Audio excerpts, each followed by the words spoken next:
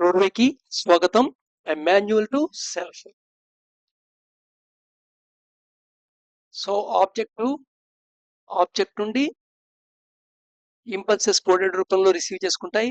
Sense and sense organs. Through sense they reach the sense organs.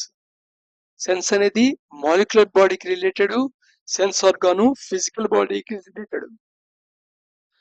Next ఈ వచ్చిన information sense organ దగ్గర transcribe అవుతుంది, fill coded రూపంలో ఉంటుంది. డీకోడింగ్ చేసే ప్రాసెస్ కి మూవ్ అయ్యేప్పుడు అవి బ్యాక్ బోన్ స్టెమ్ గుండా హిండ్ బ్రెయిన్ వైపు నుండి మెమరీ పూల్స్ గుండా ప్రయాణం చేస్తూ వెళ్తాయి. ఈ మెమరీ పూల్ కండిషన్స్ మెమరీలో ఉంటాయి. సో ఏవైతే కండిషన్స్ ఫామ్ అయ్యాయో మైండ్ లో ఫామ్ అయ్యే కండిషన్స్ అవి ఒక బ్యాక్గ్రౌండ్ కింద పనిచేస్తాయి, బ్లూ ప్రింట్ కింద పనిచేస్తాయి సెన్సెస్ ఫంక్షనాలిటీకి. ఇక్కడ ఆబ్జెక్ట్ అండ్ బ్యాక్గ్రౌండ్ అనేవి సెపరేట్ చేయబడతాయి. Next perception, object as well background రెండింటిని పర్సెప్షన్ చేస్తూ జరుగుతుంది. ఈ పర్సెప్షన్ కావాల్సిన ఇన్ఫర్మేషన్ ఇన్స్ట్రక్షన్ కూడా మెమరీ పూల్ నుండి వస్తాయి. అలాగే ఇంటర్ప్రిటేషన్ జరుగుతుంది. ఇంటర్ప్రిటేషన్ లో ఒక ఫ్రేమ్ వర్క్ ఉంటుంది లోపల. ఆ ఫ్రేమ్ వర్క్ లో లోబడి అర్థం చేసుకోవడానికి ప్రయత్నం చేస్తుంటాం. ఇది ఇంటర్ప్రిటేషన్. సో ఈ పర్సెప్షన్ దగ్గర కొంత మోడిఫికేషన్ జరుగుతుంది, ఇంటర్ప్రిటేషన్ దగ్గర కొంత మోడిఫికేషన్ జరుగుతుంది. ఆబ్జెక్ట్ అండ్ బ్యాక్గ్రౌండ్ సెలెక్షన్ వల్ల కొంత ఇన్ఫర్మేషన్ నెగ్లెక్ట్ చేయబడుతుంది. నెక్స్ట్ అసలు ఆబ్జెక్ట్స్ సెలెక్షన్ లోనే ఆ సిచ్యువేషన్ అలా ఉండటానికి, ఆ ఈవెంట్ ఆ మూమెంట్ అలా ఉండటానికి ఎన్ని ఫ్యాక్టర్స్. ఒక్కొక్కటి ఒక ఆబ్జెక్ట్ అనుకుంటే నీకు అవేర్ లో ఉన్న కొన్ని ఉంటాయి, అసలు అన్అవేర్ లో కొన్ని ఉంటాయి, కొన్ని అసలు అవేర్ లో ఉన్న పట్టించుకొని ఉంటాయి, అది ఇంపార్టెంట్ కాదని. బట్ ఏదైతే ఫ్యాక్టర్ నడ్జింగ్ చేస్తుందో అది నీకు కాజ్ అండ్ ఎఫెక్ట్ కింద దాని వల్ల ఇది అయ్యింది అనిపిస్తుంటుంది. నడ్జింగ్ చేయటం అంటే తెలుసు కదా.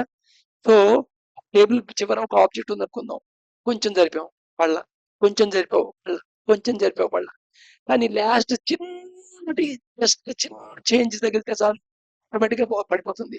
దీన్ని నడ్జింగ్ అంటారు. సో ఈ ఆబ్జెక్ట్ ఒక ఈవెంట్ ఫలానా పొజిషన్ లో ఉండటానికి ఏదైతే ఆబ్జెక్ట్ కారణమో దాన్ని నువ్వు కాజ్ అంటుంటావు. దీనివల్ల ఇలా జరిగింది, దీనివల్ల ఇలా జరిగింది అంటుంటావు. ఎందుకంటే మిగతావని నువ్వు చూడలేవు. ఒకవేళ చూసినా, ప్రశాంతంగా చూసినా కొంతవరకే నీ ఆబ్జెక్ట్ నీ యొక్క పర్సెప్షన్ లో ఉంటాయి, కొంతే నువ్వు నీ అవేర్ లో ఉంటాయి, కొన్ని అవేర్ లో కూడా ఉండవు. ఇక్కడ ఇన్ఫర్మేషన్ లోపల తీసుకుంటుంది సగం ఆబ్జెక్ట్ రూపంలో, దాన్ని కోడింగ్ చేసిన తర్వాత దాన్ని మళ్ళా ఆబ్జెక్ట్ అండ్ బ్యాక్గ్రౌండ్ సెలెక్ట్ చేసుకోవడానికి వాడుతుంది కండిషన్స్ మెమరీలో. ఆ నెక్స్ట్ సెన్స్ ఆర్గాన్స్ యొక్క క్యాపబిలిటీ బట్టి అవి డీకోడింగ్ చేస్తాయి. ఈ డీకోడింగ్ చేయడంలో చేంజెస్ దాని యొక్క సామర్థ్యం బట్టి ఉంటుంది. ఒక ఇన్స్ట్రుమెంట్ ఉందనుకో, ఆ ఇన్స్ట్రుమెంట్ ఎంత మార్పుని గ్రహించగలదు, మార్పు ఎంత చేయగలదు. సపోజ్ ఒక యూనిట్ జస్ట్ ఒక అంకె వాల్యూమ్ పెంచావనుకో, టీవీ వాల్యూమ్ పెంచినట్టు అనిపించదు. అలాగే బరువు జస్ట్ 1 kg మీద 1 గ్రామ్ పెంచి నీ చేతిలో పెట్టావనుకో, అసలు 1 గ్రామ్ పెరిగినట్టు ఫీలింగే ఉండదు. దీన్ని సెన్సిటివిటీ ఆఫ్ ద ఇన్స్ట్రుమెంట్ అంటారు. అలాగే నీ సెన్స్ ఆర్గాన్ కి సెన్సిటివిటీ మీద ఆధారపడి వాటి కాంపిటెన్సీ ఆఫ్ వర్క్ ఉంటుంది. అక్కడ కొంత ఇన్ఫర్మేషన్ లాస్ అవుతుంది.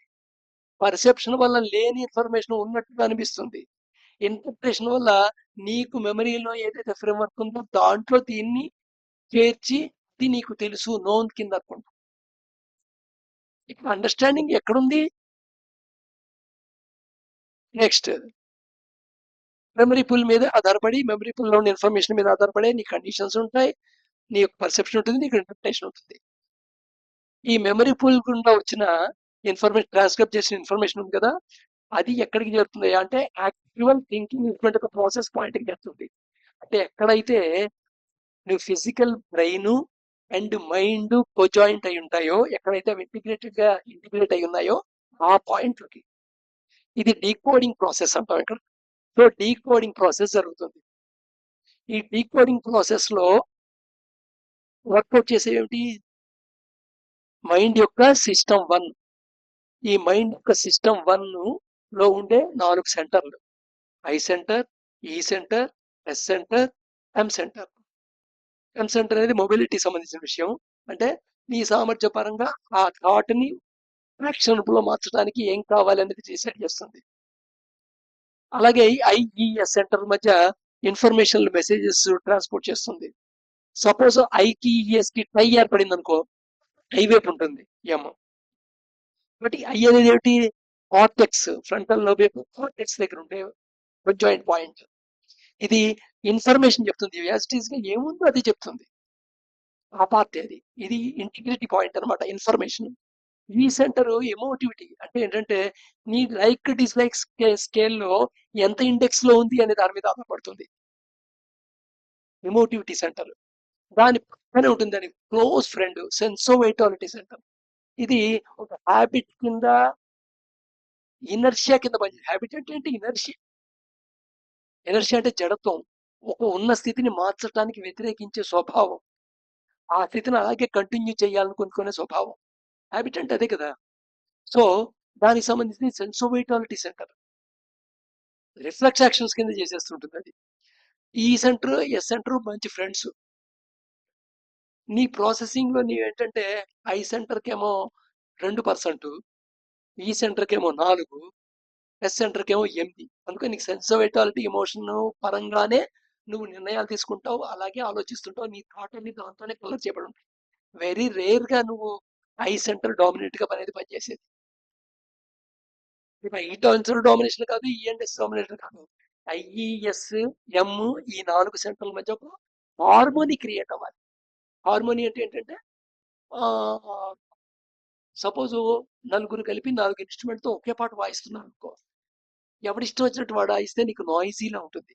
నలుగురు ఒకే స్థాయిలో, ఒక స్థితిలో, ఒక రిథింలో వాయిస్తుంటే అది మ్యూజిక్ లాగా అందంగా ఉంటుంది. ఇప్పుడు ఈ సెంటర్లనే అలా పనిచేయాలన్నమాట. అలా ఎడ్యుకేటింగ్ చెయ్యటం అనేదే మనం చేయవలసిన పని. దానికి నువ్వు వాడుకోవాల్సిన ఏమిటి? నీ యొక్క న్యూరోప్లాస్టిసిటీ అనే గుణాన్ని. అంతేగాని ఇక్కడ ఫోర్స్ఫుల్లీ చేయటానికి ఉపయోగం. ఎందుకంటే మెమరీ, నీకు థింకింగ్ ఇన్స్ట్రుమెంట్ ఒక మెమరీ డీల్ చేస్తుంటుంది మొత్తం అన్ని విషయాల్ని. నువ్వు ఫోర్స్ఫుల్ గా పనిచేసి దానికి లెక్చర్లు ఇచ్చి టీచింగ్ చేసి నీతులు చెప్తే మారిపోతుంది అనుకుంటే ప్రపంచం మారుతుంది. ఇది స్వభావం మన అనుభవంగా తెలిసే ఉంటుంది ఇప్పటికి. సో డీకోడింగ్ ప్రాసెస్, ఈ డీకోడింగ్ ప్రాసెస్ లో వాటి యొక్క హార్మోని రేషియో మీద ఆధారపడుతుంది. యాక్చువల్గా మంచి హార్మోనిక్ జరగాలంటే ఐఈఈఎస్ఎం ఎలా ఉండాలంటే 5:2:1 రేషియోలో ఉంటుంది. కానీ ప్రజెంట్ హ్యూమానిటీకి ఎలా ఉంటుంది? 2:4:8:2 ఉంటుంది. దీని గురించి చాలా డీటెయిల్ గా అంతకుముందు వీడియోలో చెప్పడం జరిగింది.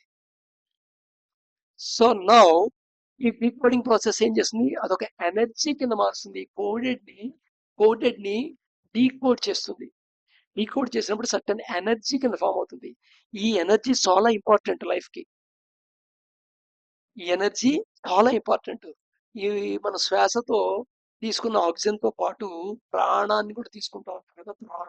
ఈ ప్రాణ ఇక్కడ అక్యుములేట్ వస్తున్న ఈ థాట్, ఈ థింకింగ్ ఇన్స్ట్రుమెంట్ చేస్తున్న వచ్చిన సైజబుల్ ఎనర్జీ రెండు కలిసి రకరకాల ఎనర్జీస్ పుడతాయి. 7 రకాల ఎనర్జీస్ పుడతాయి. 7 రకాల ఎనర్జీస్ పుడతాయి. సెన్స్ ఆఫ్ కాన్షియస్నెస్ ఎనర్జీ అనేది ఒకటి, అవేర్నెస్ ఎనర్జీ అనేది ఒకటి, స్పిరిచువల్ ఎనర్జీ అనేది ఒకటి, ఇంటెలిజెన్సీ ఎనర్జీ అనేది ఒకటి, ఇంట్యూషన్ ఎనర్జీ అనేది ఒకటి, విజ్డమ్ అనే ఎనర్జీ ఒకటి. సో ఇవి డిఫరెంట్ ఎనర్జీస్ అనమాట. సో ఈ సప్త ధాతువులు అంటారు వీటి. ఈ ఎనర్జీస్ ఉన్నాయే, వీటి యొక్క క్వాలిటీ మీద ఆధారపడుతూ ఉంటుంది నీ యొక్క పర్సనాలిటీ. నీ పర్సన్ అనేది ఈ క్వాలిటీ మీద ఆధారపడుతుంది.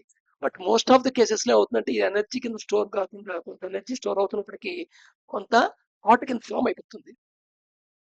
ఆ థాట్, ఈ థాట్ ఈ థాట్ కి కారణమైన ఆబ్జెక్ట్ ఒక ఇమేజ్ ఫామ్ చేసుకుంటుంది వచ్చిన ఇన్ఫర్మేషన్ తో ఫామ్ అయ్యే ఇమేజ్ ఉంటే అది మామూలు యాక్చువల్ బయట ఉన్న ఆబ్జెక్ట్ ఒక ఇమేజ్ కి దీనికి చాలా తేడా ఉంటుంది.